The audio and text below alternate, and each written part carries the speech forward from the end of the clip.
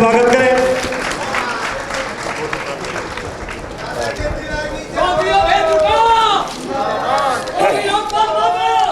अब मैं प्रार्थना करूंगा चौधरी रामपाल माजरा जी से वो आए और अपनी बात आपके सामने रखे। चौधरी रामपाल माजरा जी।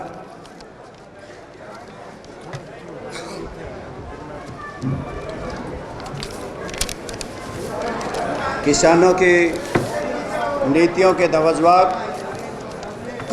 इलाहाबाद के विधायक चौधरी अभय सिंह चौटाला जी, कोरमा रहे विधायक नरेश शर्मा बादली जी, जिला के प्रधान जय भगवान पहलवान जी, कार्यकारी जिला प्रधान रामनिवास सैनी जी, युवा जिला के अध्यक्ष प्रमोद राठी जी, बहुत ही सम्मान के योग master Sukhbir Singh ji, SC cell के प्रेसिडेंट राम किशन जी चाहर, कपूर जी राठी और स्वर्गीय नफे सिंह राठी जी के लगते जिगर जितेंद्र जी राठी, हमारे पुराने मित्र जीतराम खन्ना जी, पुराने साथियों पहलवान जी इंदर सिंह जी डोल, प्रदीप जी, महेंद्र सैन जी, पवन धनखड़ जी, महिला सेल की संयोजिका नीलम ढिल्लो जी, हल्का बेरी के अध्यक्ष बलराज जी, हल्का जज्जर के अध्यक्ष संजय मातन हेल जी, बहादुरगढ़ के अध्यक्ष राजेंद्र छिकारा जी, बादली के अध्यक्ष रमेश सिलानी जी, रणवीर हुड्डा जी, बहुत ही सम्मान के योग विनोद जी अलावत और सारे कार्यकर्ता मित्रों साथियों भाइयों बहनों, सर्वप्रथम तो जज्जर जिले के सभी कार्यकर्ताओं का दिल की गहराइयों से मुबारकबाद और धन्यवाद करता हूं कि आज की मीटिंग जोरदार, शानदार और धमाकेदार करी, इसके लिए आप सबको बहुत बधाई हो। साथियों, हरियाणा प्रदेश किसानों का प्रदेश, कमेरे वर्ग का प्रदेश है। ये कमेरों का प्रदेश है, छोटे छोटे कर्मचारियों का, दुकानदारों का प्रदेश है। और भारतीय जनता पार्टी और जेजेपी गठबंधन की जो सरकार बनी वो गठबंधन नहीं था, वो ठगबंधन था जिसने इस प्रदेश को लूटने का काम किया। सर्वप्रथम तो इस देश के अन्नदाता के साथ धोखा किया। अन्नदाता से ये कहा था कि 2021 में आमदनी दुगनी कर देंगे, कहा था किसान से किसानों एमएसपी का कानून बनाएंगे, कहा था किसानों से कि किसानों चिंता मत करो, आप सबको एमएसपी का कानून बना करके देंगे। परंतु साथियों, जब 2022 निकल रहा था तो किसान पूछ रहा था हमारी आमदनी दुगनी कब होगी, तो भारतीय जनता पार्टी ने अडानी और अंबानी और बड़ी कंपनियों के कहने पे 3 कानून इस प्रकार के बनाए कि किसान को उलझाने का काम किया। पहला कानून था जिन जमीनों के मालिक आप हैं उन जमीनों के मालिक अडानी अंबानी और बड़ी बड़ी कंपनियां हो जाएंगी। दूसरे कानून में था कि एमएसपी का कानून, एमएसपी नहीं बनेगा, एमएसपी नहीं मिलेगा। तीसरे में ये था कि बड़ी बड़ी कंपनियों को ब्लैक मार्केटिंग करने की इजाज़त होगी, क्योंकि बड़ी कंपनियां जितना चाहेंगी स्टॉक कर सकेंगी और जब चाहेंगी मार्केट में ब्लैक में बेच सकेंगी। और जिन्हें हम आड़ती भाई कहते हैं, उन्होंने भारतीय जनता पार्टी कह रही थी ये बिचौलिए हैं, इनको ख़त्म करेंगे, मंडी समाप्त कर देंगे। और साथियों, फिर किसान तिल मिलाया। किसान ने, बच्चे बूढ़े जवान ने दिल्ली के चारों तरफ बॉर्डर पे बैठ गए और जब किसान आंदोलन हो रहा था तो भारतीय जनता पार्टी इनको अलगाववादी, आतंकवादी और खालिस्तानी कह रही थी, आंदोलन जीवी कह रही थी, इनके घावों पे नमक छिड़क रही थी। तो किसान ने ठान ली थी, 380 दिन तक आंदोलन चला, 700 से ज़्यादा जानें चली गई और किसान ने कहा कि जान हथेली पे रख के आए हैं, हम कानून लागू नहीं होने देंगे, जान दे देंगे पर ये कानून काले कानून लागू नहीं होने देंगे। तब इस देश के प्रधानमंत्री को होश आया। 380 दिन के बाद वो कानून वापस लिए और ये कहा कि इस देश के किसानों से माफ़ी चाहता हूँ। मैं इन्हें समझा नहीं सका। साथियों, इतना ही नहीं, मेरी फसल मेरा ब्यौरा लेकर के आए। ये फसल किसी की, ब्यौरा किसी का, ज़मीन किसी की, और बैंक के खाते में पैसे किसी के जा रहे हैं। प्रधानमंत्री फसल बीमा योजना लेकर के आए, बीमा कंपनियों को मालो माल कर दिया और किसान को कंगाल कर दिया। आपके सामने है, अगर ट्यूबवेल कनेक्शन लेना पड़े किसान को तो फिर तरह तरह की शर्तें लगा दी कि किसान अपने खंबे के पीछे जमा कराएगा, तार के पीछे जमा कराएगा, किसान इंसुलेटर के पीछे जमा कराएगा, ट्रांसफार्मर के पैसे जमा कराएगा, कोठा बनवाएगा, ओसवाल की मोटर लाएगा, अंडरग्राउंड पाइपलाइन बिछाएगा, फव्वारा सिस्टम लगवाएगा, ड्रिप इरिगेशन सिस्टम लगवाएगा। जब सारी कंडीशनें पूरी करके गया तो जब जा कर के महकमा वालों ने बता दिया, ठेंगा दिखा दिया कि आपका कनेक्शन नहीं होगा क्योंकि आप तो डार्क जोन में आते हो। अगर आपकी फसल आई सरसों की, तोड़िए कि उसको लूट लिया, उसको MSP नहीं दिया। 5650 रुपये आज समर्थन मूल्य है सरसों का और बिकती है 4700-4800 रुपये में। साथियों, जीरी धान आया तो उसको लूट लिया। अगर आपकी सूरजमुखी आई तो उसको लूटा, बाजरा आया तो उसको लूट लिया, यानी कि MSP हमें नहीं मिला। सबसे ज़्यादा अगर दुखी हुआ तो इनके राज में किसान दुखी हुआ। साथियों, किसान के बाद अगर कोई दुखी हुआ तो जवान दुखी हुआ। हरियाणा प्रदेश आज बेरोजगारी में नंबर 1 का सूबा बन गया। साथियों, इतना ही नहीं, 25 लाख नौजवान हरियाणा प्रदेश के बेरोजगार हैं, आज दर दर की ठोकरें खाते फिरते हैं। हरियाणा पब्लिक सर्विस कमीशन जो बड़ी नौकरियां लगाता है, उसके दफ्तर में 3 करोड़ रुपये पकड़े गए। आखिर किस बात के लिए 3 करोड़ रुपये गए थे? Haryana subordinate services selection commission 42 paper बेच दिए और फिर कहने लगे पेपर लीक हो गए। साथियों, इतना ही नहीं, हरियाणा प्रदेश में एक पार्टी उठी थी और उसने कहा कि हम 75% का आरक्षण हरियाणा के बेरोजगार नौजवानों को हरियाणा प्रदेश में लगने वाली नई फैक्ट्री में देंगे। ना तो कोई फैक्ट्री लगी और ना ही कोई नौकरी लगा। अगर वो लड़खड़ाता हुआ कानून हरियाणा के पंजाब हरियाणा हाई कोर्ट में गया तो उसने उसको रद्द कर दिया। हरियाणा प्रदेश के लोगों, किसानों, मजदूरों, कमेरे वर्ग के भाई और बहनों, हमारे पास ले दे करके फौज थी, फौज को भी ठेके पे दे दिया। यानी कि जब 16 साल नौकरी करके फौजी आता था तो उसे समझ लेना कि पेंशन मिलती थी, कैंटीन में सामान मिलता था, स्वास्थ्य सेवा के लिए अस्पताल में दवाइयाँ मिलती थी। आज इसको ठेके पे दे के अग्निवीर योजना लागू कर दी। 4 साल में फौज में जा कर के आएगा तो उसे पेंशन नहीं मिलेगी, कैंटीन में सामान नहीं मिलेगा और अस्पताल में दवाई भी नहीं मिलेगी। हमारे आज बच्चे जिनको हमने फूल से पढ़ा लिखा कर बड़े किया था, लाड प्यार लालन पालन करके 18-19 साल के बढ़ाए थे, आज उनका हरियाणा प्रदेश से मोह भंग हो गया। आज वो 7 समुद्र पार जा करके जान हथेली पर रख करके किस प्रकार से डोंकी बीजा ले करके पनामा के जंगलों से होते हुए खूंखार जानवरों के साए में किसी की जान चली जाती है और फिर मंजिल पाने के लिए वो किस प्रकार से बॉर्डर पार करके अमेरिका, कनाडा, इंग्लैंड, ऑस्ट्रेलिया में जाकर के नौकरी करना चाहते हैं। उन्होंने ठान ली और हरियाणा प्रदेश से उनका मोह भंग हो गया। इसलिए जवानी तंग है। आज हमारा प्रदेश का किसान दुखी, जवान दुखी। ये हरा भरा हरियाणा चौधरी देवीलाल ने जो बनाया था, साथियों, आज ये मुरझा रहा है। 3,17,000 करोड़ का इसके सर पे कर्जा है। आज हरियाणा प्रदेश के लोगों रक्षक ही बक्षक बन गए हैं। बाढ़ खेत को खाती है, दरिया के किनारे खुद पानी चूस गए हैं, बिजली खंभे चाट गए हैं। आज अस्पताल हैं तो डॉक्टर नहीं, डॉक्टर हैं तो दवाइयाँ नहीं। आज हरियाणा प्रदेश में स्कूल हैं तो मास्टर नहीं, मास्टर हैं तो किताबें नहीं। आज साथियों, जल घर हैं तो जल नहीं, आज बिजली घर हैं तो बिजली नहीं। सड़कें टूटी हैं, आज नहरें सूखी हैं। आज हरियाणा प्रदेश में आप सबको याद होगा जब कोरोना काल था और कोरोना काल के माहौल में हम जी रहे थे तो भय का माहौल था।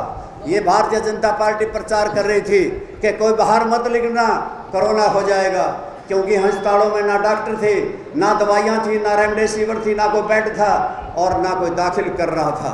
तो हरियाणा प्रदेश की सरकार कोरोना काल में शराब बेच रही थी, शराब घोटाला कर रही थी, रजिस्ट्री घोटाला कर रही थी, धान घोटाला कर रही थी।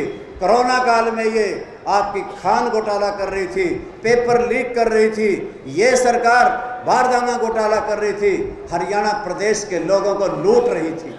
और मैं इसलिए कह रहा हूँ, आपके सामने ये नक्शा आया होगा कि हरियाणा प्रदेश का भाईचारा तो बहुत मजबूत था।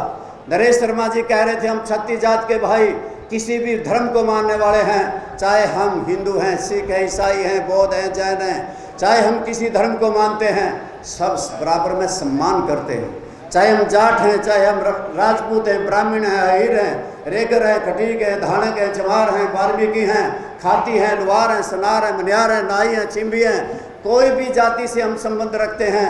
हमारा भाईचारा आपस में गांव और शहर में बचने वाला का बहुत मजबूत है। परंतु इस भाईचारे की दुश्मन भारतीय जनता पार्टी है।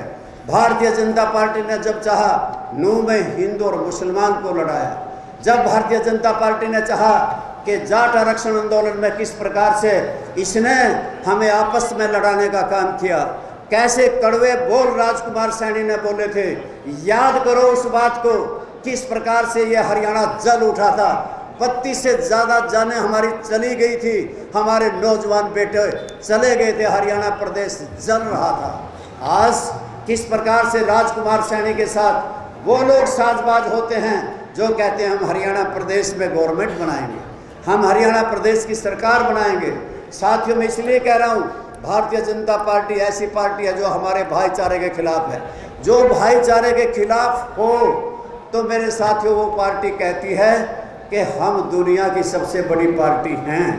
और मैंने भी मान लिया कि तुम दुनिया की सबसे बड़ी पार्टी हो, परंतु हरियाणा प्रदेश में 10 लोकसभा की सीटें हैं, 10 में से 6 आपने कांग्रेस पार्टी के क्यों लिए हैं? जरा सोच करके बताओ, तुम्हारे पास कोई नेता नहीं था, कोई कार्यकर्ता भारतीय जनता पार्टी का ऐसा नहीं था क्या जिसको लड़ाया जा सके? परंतु भारतीय जनता पार्टी ने आज हरियाणा प्रदेश में एक ऐसा मुख्यमंत्री 9.5 बरस तक बिठा के रखा जिसे कोई देख के राजी नहीं था। साथ ही मैं वो दिन याद करता हूँ, चंद नायक चौधरी देवीलाल जब चीफ मिनिस्टर थे, जब गांव में आते थे तो समझो गांव के लोग उन्हें पलकों पे बिठाया करते थे। मुझे वो दिन याद हैं जब ओम प्रकाश चौटाला गांव में सरकार आपके द्वार लेकर के आते तो लोग उनके सामने जन मेले के रूप में उभर के आते थे।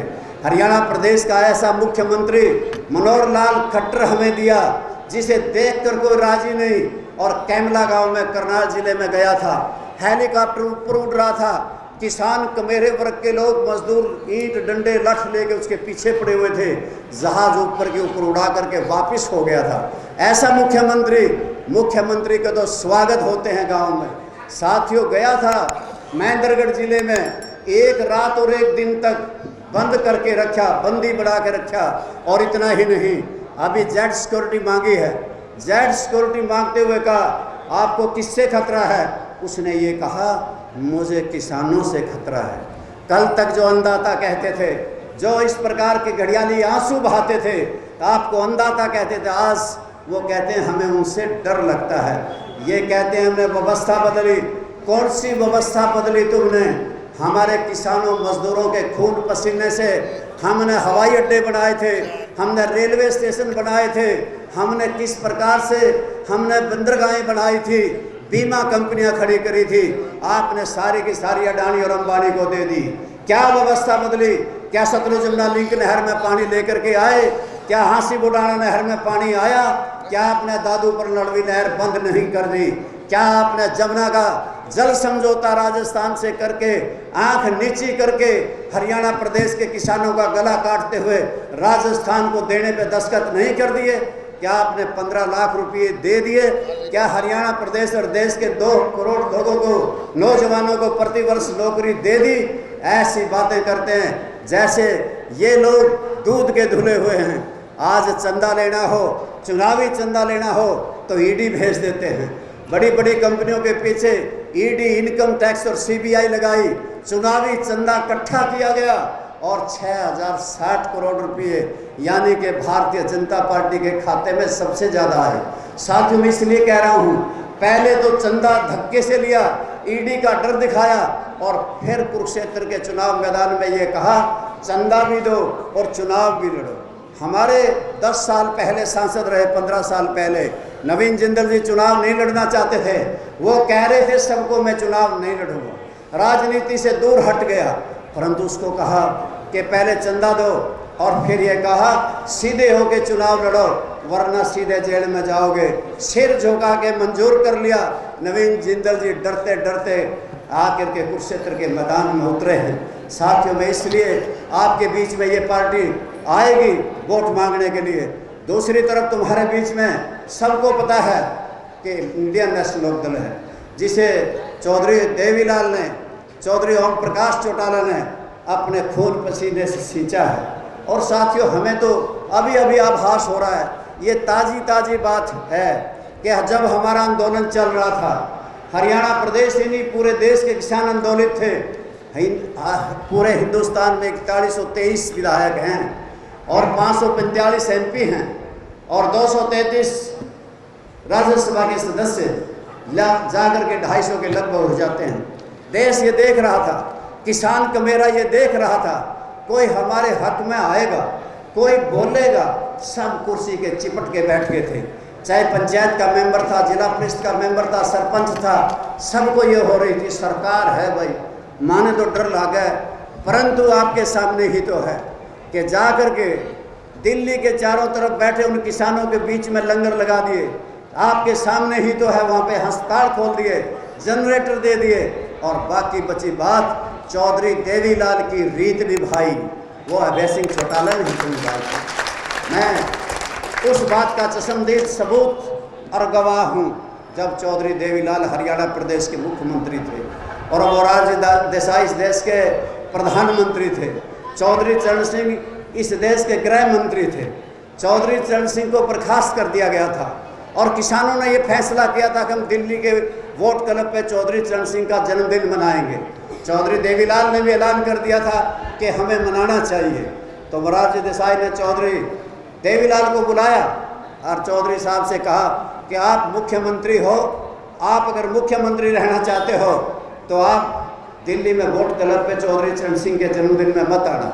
चौधरी देवीलाल आग बूढ़ा हुए और उठ के खड़े प्रधानमंत्री के सामने कह दिया, कह रहे मैं किसान का बेटा पहले हूँ, बाद में मुख्यमंत्री हूँ, लाखों किसानों को लेकर के दिल्ली के वोट क्लब पे आऊँगा और चौधरी चरण सिंह का जन्मदिन मनाऊँगा। ये किसान निहार रहा था, देश का किसान सोच रहा था कि कोई चौधरी देवीलाल की रीत को निभाएगा। यहाँ पे कितने ही MLA, कितने ही MP थे, परंतु इस परिवार के भी 5 MLA थे, केवल अभय सिंह दिलदार थे जिन्होंने उठे और हरियाणा विधानसभा से त्याग पत्र दे करके दिल्ली में जाकर के बॉर्डर पे डट के खड़े हो गए। साथियों में इनको बहुत बधाई देता हूँ इस बात के लिए। और सरकार ने साजिशन चुनाव भी कराया, इलाहाबाद का फिर से चुनाव हुआ, सारी पार्टियां एक हो गई।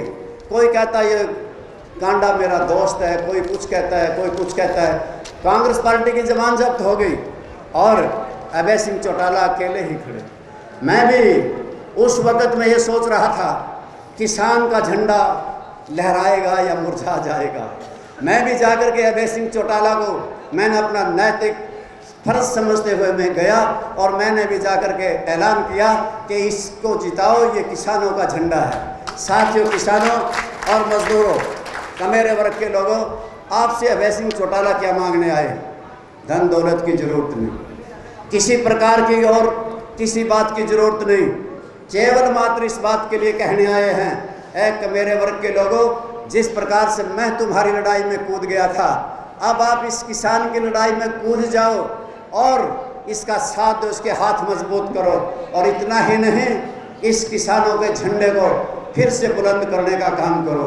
हरियाणा प्रदेश में भारतीय जनता पार्टी की सरकार है, ये समझ लेना, ये नारे कुछ भी देते रहें, 400 को दे, 75 का नारा दिया था तो 40 आई थी, चाहे ये 400 का दे लें, चाहे 500 का दे लें, ये कुछ भी करने वाले नहीं, 200 से पार नहीं हो सकेंगे। और हरियाणा प्रदेश की तो आज से ही आप ये समझ लेना कि भारतीय जनता पार्टी की सरकार जाएगी और इंडियन नेशनल लोक दल पार्टी की सरकार आएगी। तुम्हें बहुत से लोग ये कहेंगे एक MP बना लोगे क्या हो जाएगा। बहुत से कह रहे थे सरसा में कि हमें लोग ये कहते हैं। मैंने उनसे कहा था कि आज 90 विधायक हैं, 89 और एक अकेला ये अभय सिंह है। सारी विधानसभा इनके नाम पे ही क्यों थर्राती है, क्यों बोलते हैं ये? इसलिए कि किसानों की आवाज़ इनके दिल में है। फिर से मैं आप सबसे इतना ही कहना चाहता था साथियों, हमें अगर एक की जगह एक सरसा से और दूसरी कुरुक्षेत्र संसदीय क्षेत्र से अभय सिंह चौटाला जीत के आएंगे, दो तो बन ही जाएंगे और दो के साथ यहाँ की तस्वीर भी बदल जाएगी। भारतीय जनता पार्टी जाएगी और लोकदल की सरकार आएगी।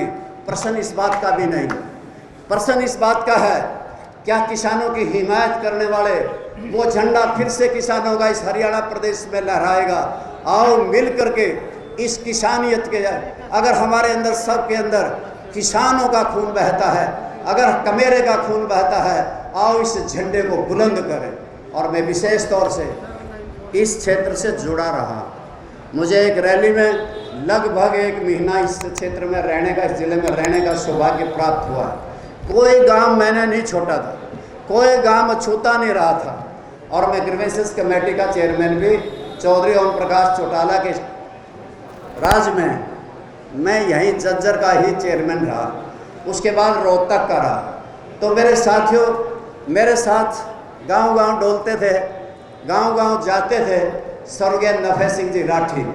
आज उन सब के लिए, आज वो हमारे बीच में तो नहीं, वो दोबारा हमारे बीच आएंगे भी नहीं। जो चला गया वो आया नहीं करता। परंतु साथियों, अगर हम जिंदा रखना चाहते हैं, सवाल हमारे पास इस बात का है कि नफे सिंह राठी तो नहीं आएगा, परंतु नफे सिंह राठी को जिंदा रखना आपके हाथ में। अगर आप लोगों ने उनके बताए हुए रास्ते पर चल करके उनके परिवार को, उनकी धर्मपत्नी को, उनके बेटे को अगर इस इलाके में आगे रखा तो जब कभी भी वो कुरुक्षेत्र जाएंगे, चंडीगढ़ जाएंगे, तो नफे सिंह सदा उनके दिल में जिंदा रहेंगे, सदा लोग याद रखेंगे। तुमने आज से ही लामबंद हो जाना है। जिस प्रकार से वो बता के गए, बूथ मजबूत करना, गांव मजबूत करना, शहर मजबूत करना और इस संसदीय क्षेत्र से लोकदल पार्टी का उम्मीदवार जिताना, यही कहने के लिए आता। आप सबका बहुत बहुत धन्यवाद।